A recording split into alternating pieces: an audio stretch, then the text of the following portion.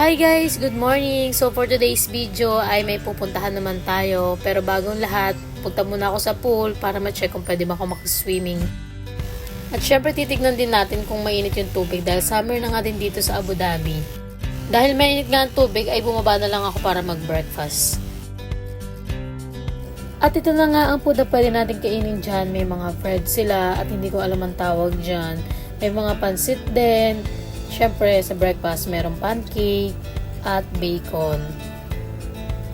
Meron din sila dito mga sausage. At syempre, egg.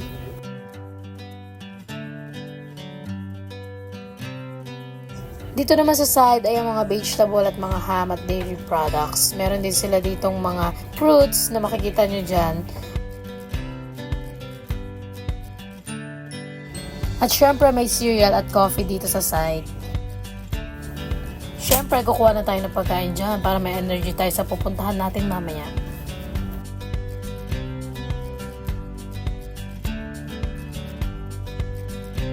At ipinagluto na din tayo dyan ni Kuya ng omelette. This will make the best omelette here in UAE. If you never try, you need to come and try it. And tomato? No? Only onions. At yun na nga guys, dahil sabi nga ni Kuya ay best omelette daw yan. So, titikman na natin yan guys.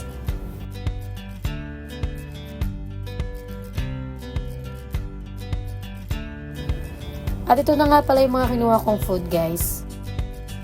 At syempre, kakain muna ako dyan guys.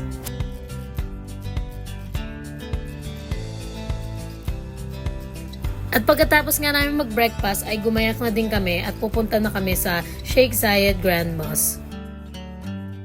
Grabe guys, ito ang pinakamalaki na mosque dito sa UAE at napakaganda niya talaga guys.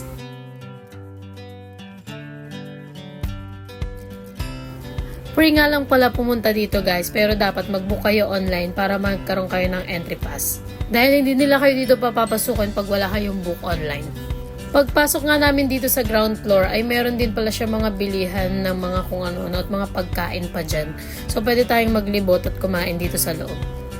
May mga bilihan din sila dito ng gantong abaya na pwede nyo suotin pag nagpicture kayo dun sa Grand Mosque. At pwede din naman na long sleeve lang at pantalon kagaya na suot namin ngayon.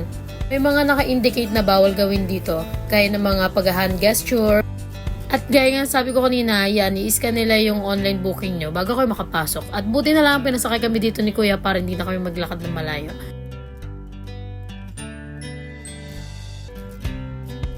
At grabe guys, napakaganda nito pag-akit namin dito. Monday nga pala kami nagpunta dito para wala masyadong tao at nakikita nyo yung mga nakaupong security guard na yan. Sila yung sinasabi kong nagbabantay dito at bawal ka mag-hand gesture dahil pag nakita nila ay pupuntahan ka nila at ipapadelete yung picture mo.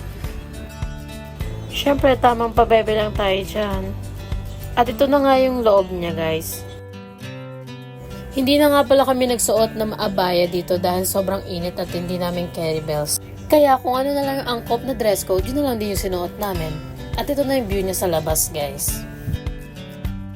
Bawal nga din pala mag-ingay dito kasi may mga nagdadasal sa loob niyan. Kaya naglakad-lakad lang kami. Tapos yan, picture-picture.